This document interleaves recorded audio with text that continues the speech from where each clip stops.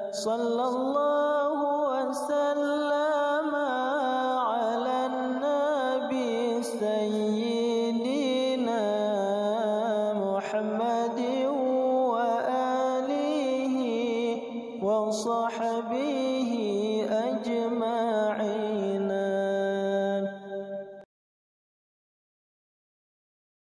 Assalamualaikum. Jangan lupa like, comment, and subscribe. Bye. Bismillahirrahmanirrahim.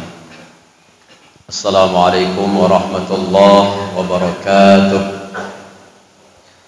Alhamdulillahilladzi arsala rasulahu bil huda wa dinil haqq liyudhhirahu 'ala dini kullihi walau karihal musyrikun. Asyhadu an la ilaha illallah wahdahu la syarika lah wa asyhadu anna sayyidana wa nabiyyana Muhammadan 'abduhu wa rasuluhu la nabiyya ba'dah. Hadirin hadirat kaum muslimin muslimat sidang jamaah subuh yang amat sangat dimuliakan Allah. Semoga kita selalu dalam rahmat lindungan ridhonya Allah Subhanahu wa taala. Semoga Allah hidupkan kita bahagia di dunia dan juga bahagia di akhirat. Berselawat kepada Rasulullah sallallahu alaihi wasallam.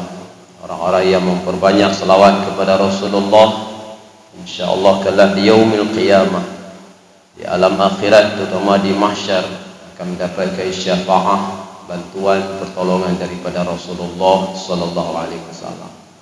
Dan juga kepada keluarganya Rasulullah, para sahabat sekalian, para pengikutnya, tabi'in, serta ulama mutakaddimin dan ulama mutaakhirin.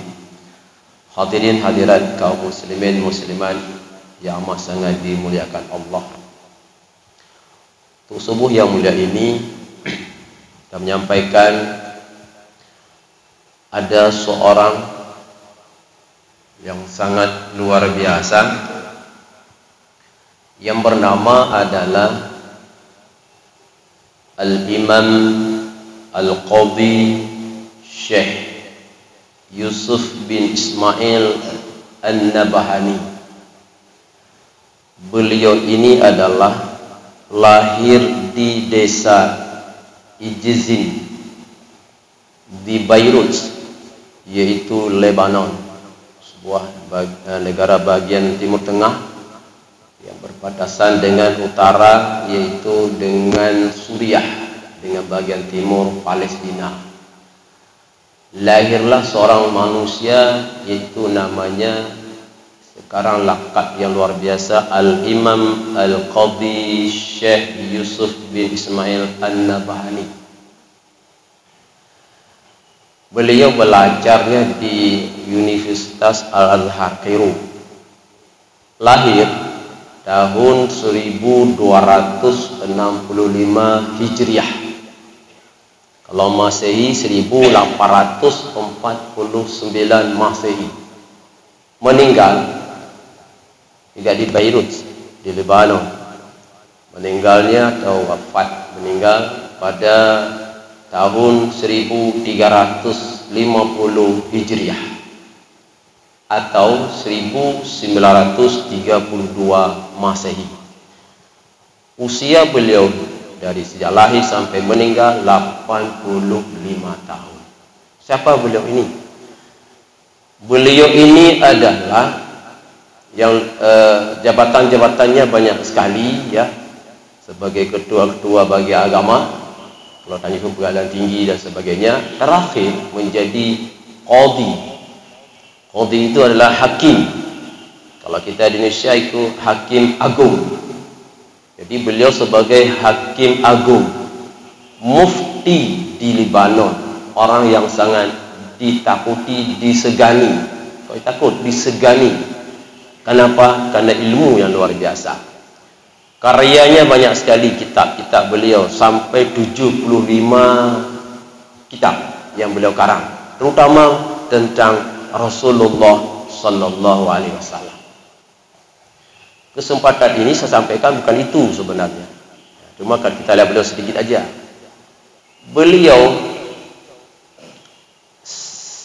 sebagai mufti, hakim agung yang banyak memberikan pengajian-pengajian fikih, dan juga beliau ahli tasawuf, beliau di dalam tasawuf, dan beliau ahli sunnah wal jamaah.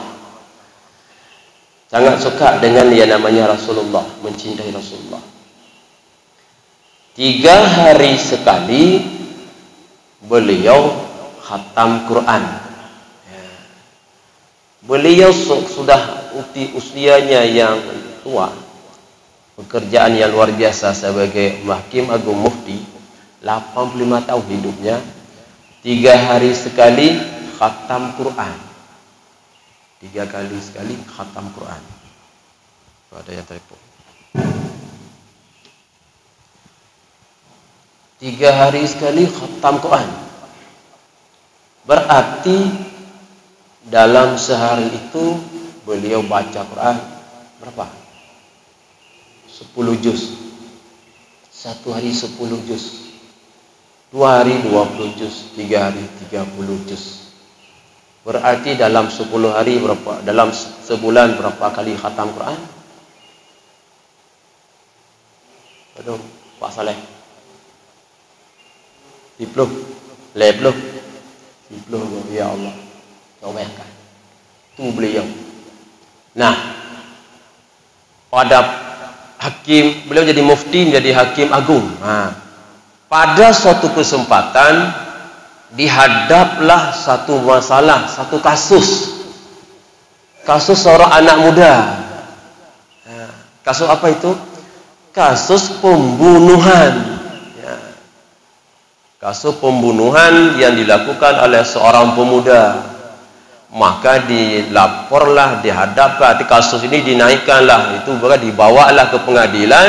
Maka sebagai beliau adalah hakim, hakim agung. Nah, digelarlah perkara. Digelar perkara, maka dipanggillah itu yang namanya seorang yang melakukan pembunuhan. Ya. Banyak persoalan-persoalan kita persingkat, ditanya oleh hakim, itu oleh Al-Imam Al-Qadhi Syekh Yusuf bin Ismail An-Nabahani.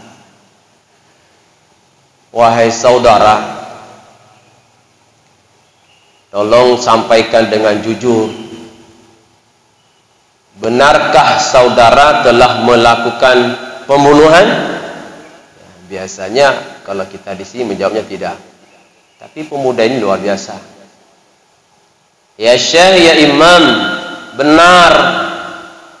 Benar Syekh, saya telah melakukan pembunuhan. Benar. Luar biasa. Ini pemuda ini. Benar. Terkejut Syekh. Oh benar ya. Baik, kalau demikian, tentu kamu lakukan pembunuhan itu tentu ada motif. Motifnya kan dilatar belakangi masalah. Kenapa? Pakon, kenapa, apa motif kamu melakukan pembunuhan? Itu karena hakim agung itu terbuka umum, itu banyak orang luar biasa hadir.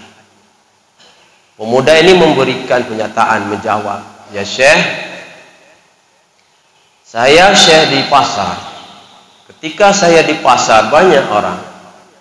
Ada seseorang yang dia dengan mudah, dengan lantangnya, mulutnya, komat-komit, tak berhenti-berhenti, dia mencaci maki Rasulullah sallallahu alaihi wasallam.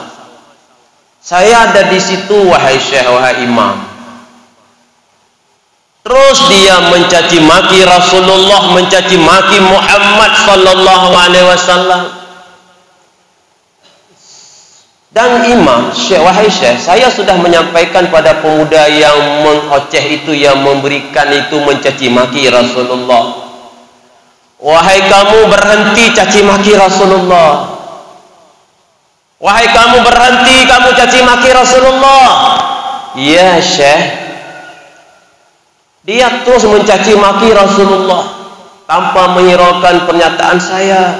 Sudah saya larang, jangan. dia terus mencaci maki Rasulullah di depan saya, dan saya sudah sampaikan, jangan kamu ocehkan itu. Wahai Syekh, karena dia tak berhenti caci maki Rasulullah, mengejek Rasulullah macam-macam, naiklah darah saya. Saya tak tahan ya wahai Syekh, wahai Imam, dia terus mencaci maki Rasulullah di depan saya. Maka wahai Syekh, dengan Allah berikan kekuatan kepada saya, la haula wala quwata illa billah, saya tampil ke depan. Maka saya bunuh dia wahai Syekh. Benar, saya bunuh dia. Saat itu wahai sidang jamaah hadirin, Syekh ini tidak bisa ngomong lagi. Terdiam semuanya. Hakim terdiam atas pernyataan yang disampaikan oleh pemuda, karena dia membunuh disebabkan ada seseorang yang mencaci maki Rasulullah terang-terangan. Maka Syekh berdiam. Tiba-tiba bersuara lagi hakim, wahai pemuda, wahai kamu, dengan tangan apa kamu lakukan? Dengan tangan apa kamu lakukan wahai pemuda? Engkau membunuh orang itu dengan tangan apa? Kanan atau kiri? Maka pemuda ini yang terdakwah tadi bijak menjawab, wahai Syekh, wahai Imam, saya melakukan dengan tangan kanan yang terbaik Allah beri. Dengan tangan kanan ini wahai Imam. Maka setelah itu sidang jamaah, Syekh Al-Imam Al-Qadhi Syekh Yusuf bin Ismail Al-Nabhani ini turun dari singgasana hati jibat tempat beliau duduk kursi yang sebagai hakim agung. Beliau turun di situ, turun pelan-pelan. Setelah beliau menanyakan, wahai pemuda, tangan apa kamu lakukan pembunuhan, kanan atau kiri? Pemuda ini menjawab, tangan kanan yang terbaik Allah beri. Turunlah Syekh ini. Kemana beliau pergi? Beliau langsung turun dari singgasananya, berjalan melangkah menuju pemuda yang di tengah yang dihadapkan masalah kasus pembunuhan. Beliau angkat orang ini, dipenggang pundak bahunya, diambil tangan kanan pemuda ini, dicium oleh Syekh Imam ini, mufti hari itu di Libanon terkenal beliau.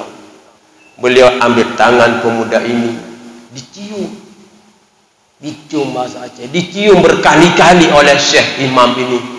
Diambil tangan, dicium terus, lalu berkata dengan kata-kata, wahai pemuda, wahai kamu Ananda, dengan tangan kanan inilah engkau nanti akan masuk surga bersama dengan Rasulullah. Dengan tangan inilah nanti engkau akan diselamatkan oleh Rasulullah. Setelah disampaikan itu dipeluk, lalu beliau naik lagi ke atas. Apa beliau sampaikan? Wahai hadirin semua yang hadir hari ini, saya sudah lama menjadi mufti, saya sudah lama menjadi hakim. Maka untuk hari ini saya memberanikan diri, saya ingin menyampaikan kepada semua yang telah berhadir, ya juga ulama-ulama yang lain, alim ulama yang lain, semua yang hadir hari ini. Apa beliau katakan? Dalam detik ini beliau katakan, dalam detik ini, artinya hari ini, saya ingin menyampaikan kepada semua, saya mengundurkan diri jadi hakim. Saya mengundurkan diri dari hakim agung salahnya. Saya ingin memutuskan tidak lagi menjadi hakim. Saya mundurkan diri. Tentu ditanya, kenapa wahai Imam? Tiba-tiba kok menjadi berhenti, kok jadi mengundurkan diri? Beliau menyampaikan, Wahai hadirin, saya tidak akan bisa memutuskan hukum, memberikan hukum kepada seseorang yang melakukan pembunuhan disebabkan alasan karena membela Rasulullah sallallahu alaihi wasallam. Ya, hakim agung. Kalau di sini kan di Indonesia kan hakim Mahkamah Agung, coba berapalah istilah fasilitasnya luar biasa, berapalah Allah. Beliau hakim, mufti dan orang paling disegani. 75 kitab karya mengenai pemahaman tentang Rasulullah. Maka dia katakan, saya hari ini mengundurkan diri dari hakim. Saya tidak akan bisa memutuskan hukum kepada pembunuhan jika pembunuhan itu disebabkan karena membela Rasulullah. Berhenti beliau. Nah, jamaah yang mulia, betul-betul beliau mengundurkan diri dari hakim. Beliau akhirnya pergilah, ya, beribadah, ya, beribadah kemana? Menuju Madinatul Munawwarah, pergi ke Madinah. Nah, setelah di sana pulang kembali ke Beirut dan meninggal di bulan Ramadan. Ada satu karya pada 29 Ramadan. Ada satu lagi pada hari 9 Ramadan, meninggal di bulan Ramadan. Nah, sidang jamaah yang mulia, ingin kita sampaikan pada subuh yang mulia ini, yaitu seseorang, ya, yang luar biasa mencintai Rasulullah. Ya, beliau ni, ya, tadi yang Syekh Yusuf ni, seorang yang disegani, mufti yang luar biasa, yang setiap 3 hari sekali khatam Quran, baca Quran 3 hari sekali khatam Quran. Sempat beliau dihadapkan kasus yang luar biasa, padahal kasus pembunuhan. Kan pembunuhan kan dibagi 3, ya, sengaja, tidak sengaja, tersalah. Bisa, tapi ini karena alasan pemuda ini melakukan pembunuhan karena membela Nabi. Tak ada yang lain, tak ada persoalan dengan beliau. Enggak ada persoalan dengan keluarga, enggak ada dirampas hartanya. Cuma di pasar dia dicaci, dia mendengar ada seseorang yang mengoceh, mencaci maki Rasulullah, enggak tahan pemuda ini. Pemuda ini cinta kepada Nabi, dia bela. Dia enggak apa-apa, dia tahu nih pasti nanti dia akan dihadapkan hukum, pasti dia akan disidang, tapi dia sudah tahu. Juga demikian seorang hakim yang luar biasa, karena cinta kepada Rasulullah, beliau berani meninggalkan, itu menjatuhkan, meninggalkan yang namanya posisi jabatan hakim agung, karena demi menghormati Rasulullah, juga cinta kepada Rasulullah. Bila katakan saya tidak akan berani, tidak akan bisa memutuskan hukum kepada orang-orang yang telah melakukan pembunuhan jika disebabkan karena membela Rasulullah. Dan setelah mengundurkan itu, pergi Madinah, dan beliau luar biasa. Beliau terus setiap malam, ya, bermimpi Rasulullah. Setiap malam beliau bermimpi Rasulullah yang luar biasa. Nah, sidang jamaah yang mulia, inilah bentuk apresiasi yang berikan cinta kepada Rasulullah. Nah, kita ini juga, dan tanya hana jabatan siapa-siapa, kadang jabatan bacun, maka jangan lupakan Rasulullah sallallahu alaihi wasallam. Kejar Rasulullah, kejar. Kita tidak hidup masa Nabi. Kita tidak tidak pernah salat bersama Rasulullah, imamnya Rasulullah, kita yang di belakang makmum. Para sahabat Nabi melihat Rasulullah dan berjuang, ketika itu kita tidak ada di situ. Ketika Rasulullah berikan pengajian, sahabat Nabi ada di situ, kita tidak ada. Nah, oleh karenanya sedang jamaah, maka kita harus kejar Rasulullah sampai dapat. Kalau sudah dapat, ya, bawalah Rasulullah itu ke dalam hati kita. Terus kita berbanyak selawat pada Rasulullah. Harus dapat kata Nabi. Sedang jamaah yang mulia, mungkin kadang dalam dunia ada orang-orang yang tidak peduli dengan kita. Kadang-kadang keluarga kadang-kadang tanya apa ekonomi, kadang peduli dengan keluarga. Saya rasa mungkin itu tidak apa-apa.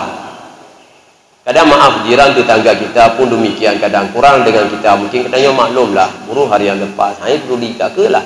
tak dipeduli kita tidak apa-apa. Kadang di kampung menancik kadang tinggal di kampung kadang-kadang hana urung peduli, mitlah urung peduli, tidak ada kepedulian pada kita, hana masalah. Yang perlu kepedulian adalah kita butuh itu, butuh peduli ini. Kapan? Saat sakaratul maut, itu harus peduli. Siapa yang peduli pada kita? Orang lain tidak akan. Kalau tidak ada amalan kita, orang lain tidak mungkin peduli pada kita. Siapa yang akan peduli pada kita? Rasulullah sallallahu alaihi wasallam. Di alam barzakh kita tidur sendiri, siapa yang peduli? Kalau ada anak soleh, mungkin kita meninggal, ada anak soleh tu dia berdoa, alhamdulillah. Kalau tidak ada anak soleh, siapa yang peduli kita di dalam kubur sendiri tidur? Maka perlu kepedulian. Siapa yang bisa peduli sidang jamaah? Itu Rasulullah sallallahu alaihi wasallam. Ada kisah-kisah pada banyak sahabat-sahabat Rasulullah. Ada seorang muda juga luar biasa itu. Dia setiap hari cari uang. Cari uang dia. Asal dapat 10.000, dia masukkan dalam tabungan satu tempat. Untuk apa itu? Dia akan buka tabungan itu pada malam 12 Rabiul Awal. Setiap hari. Dia kerja umpama dapat uang 100.000, 10.000 masuk situ. Hari ini bekerja dapat uang 30.000, 10.000 masuk situ. Kenapa? Dia setiap hari bekerja dapat uang 10.000, tentu dia masukkan terus satu tempat tabungan. Untuk apa itu? Dia akan buka tabungan itu pada malam 12 Rabiul Awal. Nah, untuk apa? Ya, 10.000. Kalau satu hari 10.000, 10 hari berapa? 100.000. Berarti sebulan 300.000. 10 bulan 3 juta. 3.600.000 lah. Nah, dapat dalam setahun 3.600.000. Pemuda ini ambil dibuka tabungan itu, dia belanja, dia beri makanan, belanja makanan. Jam berapa dia bangun? Dia dah pada malam kan maghrib tu dah masuk itu. Maghrib 12 Rabiul Awal, dia uang tu dibuka, memang dibuka malam itu. Lalu dibelanja, dibuatlah makanan. Nah, jam 2, jam 3 malam dia dah bangun, dah tidur lagi, dia berselawat kepada Rasulullah dengan selawat-selawat yang banyak. Sampai waktu fajar, karena Rasulullah lahir di waktu fajar.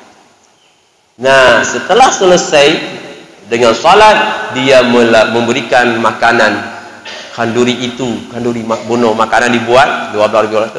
Kan uang disimpan, sudah ada dibelanja, dibuat makanan malam itu sama dia. Ya, maka pada subuhnya disampaikan, ini silakan dimakan makanan. Diberikan makanan kepada orang-orang. Hasil uangnya disimpan pada setiap hari 10.000. Malam 12 Rabiul Awal, dia buka, dia belanja, dia siap tuh makanannya, dia tanpa tidur malam itu. Jam 2, jam 3 sampai sefajar, dia berselawat, makanannya sudah siap, baik terbungkus atau apa saja. Selesai solat subuh diberikan.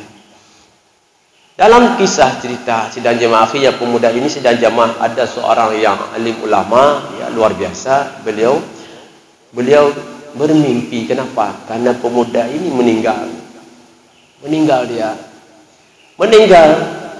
Ini walaupun istilahnya seorang yang ulama mimpi, tidak apa-apa sebagai pelajaran untuk kita. Saya pikir orang kepunya orang mimpi pun jika dalil. Sidang jemaah mimpi orang beda dengan kita. Beda. Mimpilah seorang alim ulama, ya, bertemulah itu pemuda ini dalam kubur. Allah melayaninya luar biasa. Dilihatlah, ya, pemuda ini lalu datang sesosok manusia. Datang, bersinar luar biasa. Pemuda ini bertanya, siapa engkau? Semenjak saya dulu dalam dunia, saya sangat takut yang namanya mungkar nangkir. Kok ternyata malaikat mungkar kok bagus luar biasa. Biasanya ada kata dulu dalam ketika dia hidup. Kan kalau kita dalam kubur akan dijumpai, akan datang itu mungkar nangkir. Kok yang datang kok satu orang, kau tidak? Kan mungkin nakir, kok satu orang datang. Dan katanya seram luar biasa. Kok ini nggak seram? Maka pemuda ditanya, wahai kamu siapa? Menjawablah, wahai kamu, saya adalah yang engkau niatkan dulu ketika kamu dalam dunia. Yang setiap hari engkau bekerja, mencari nafkah rezeki Allah. Tentu itu ada di situ, harta itu sebenarnya dari Allah. Dan begitu kamu dapat, kamu teringat dengan aku, kau simpankan uang itu 10.000. Setiap hari begitu engkau selalu menyimpang uang sedikit untuk acara aku. Saya adalah Rasulullah sallallahu alaihi wasallam. Di pemuda ini ketemu Rasulullah di dalam kubur. Coba bayangkan, kenapa? Karena beliau setiap hari dalam kehidupan sehari-hari teringat dengan Nabi. Dan dia buat kanduri pada malam 12 Rabiul Awal. Banyak kisah sidang jamaah tentang Rasulullah. Oleh karenanya saya sampaikan, kalau ada orang-orang yang tidak peduli kita dalam dunia, ya tak apa-apa. Nanti kita perlu peduli. Siapa yang peduli? Dan tidak ada lagi yang peduli kecuali Rasulullah. Ketika Nazma perlu Rasulullah. Karena di sana nanti iblis luar biasa perannya. Yang kedua, di dalam kubur perlu kepedulian yang akan beri kita Rasulullah. Lebih-lebih di yaumul qiyamah, mahsyar. Di sana enggak ada cerita. Semuanya akan melepaskan diri. Tanya bapak ibu jamaah, tanya ya belum tuan, isteri tu nana. Hanya anak cerita je dah pegang hinon tu long bantu dron. Anak cerita. Juga demikian isteri kita dan anak kita, ayah tu long bantu dron. Kalau enggak ada dalam dunia ini enggak ada anak yang soleh-solehah, kan bisa. Di sana akan lepaskan diri, anak akan lari daripada ayahnya, ayahnya akan lari daripada anaknya, dan semua orang akan lari. Perlu kepedulian di sana. Benar untuk peduli. Siapa yang peduli? Rasulullah SAW. Yaumul hisab. Dihisab. No periksa tanya. Siapa akan bisa bantu kita waktu periksa? Tak bisa manusia kecuali Rasulullah. Nanti akan peduli ketika dihisab, diperiksa. Rasulullah bantu. Yaumul mizan. Hari pertimbangan tentang neraca, tentang kehidupan kita dalam dunia, ditimbang berat mana amal baik atau tidak. Di sana tidak ada bisa yang bantu oleh manusia. Jadi no je dah timbang-timbang.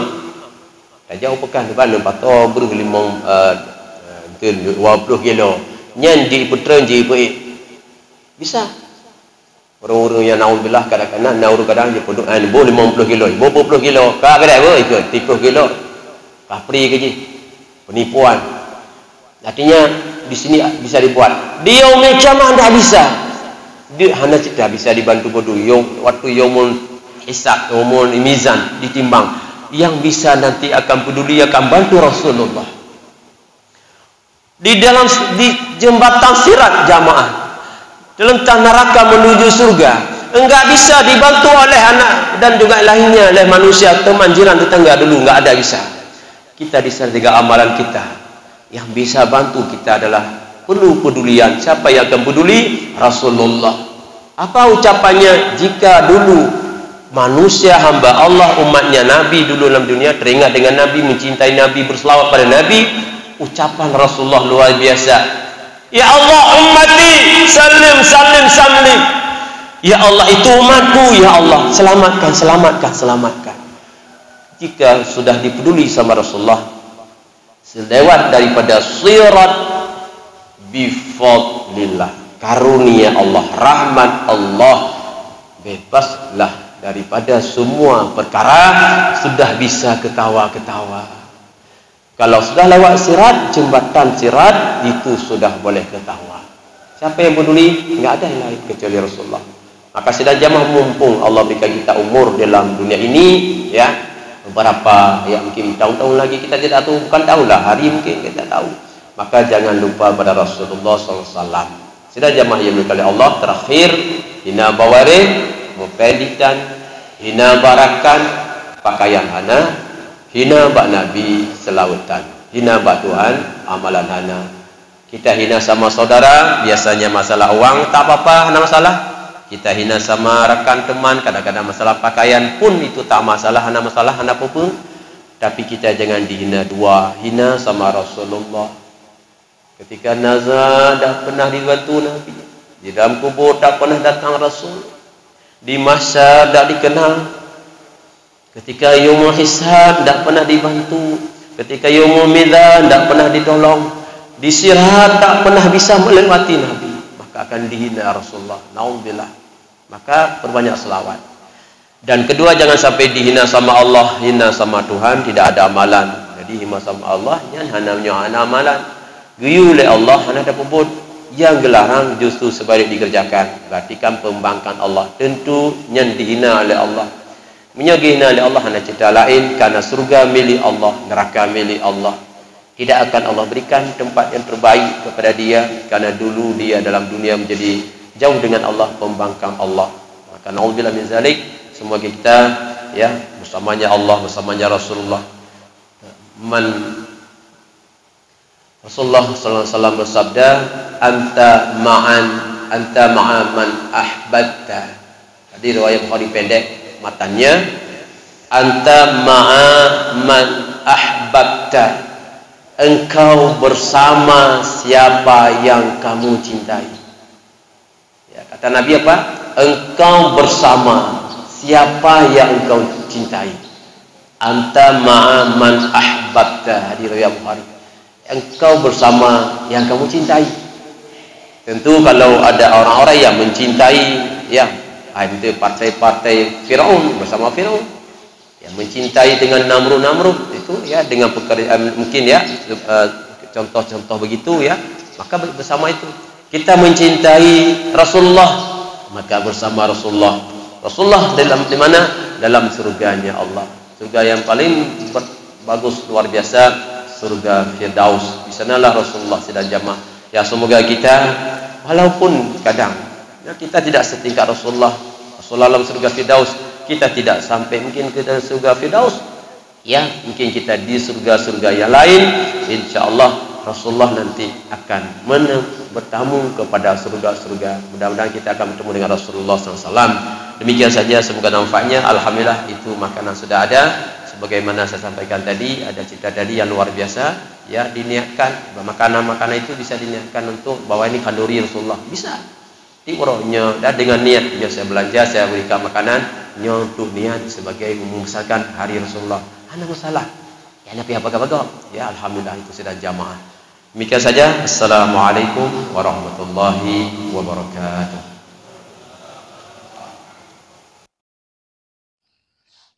Terima kasih.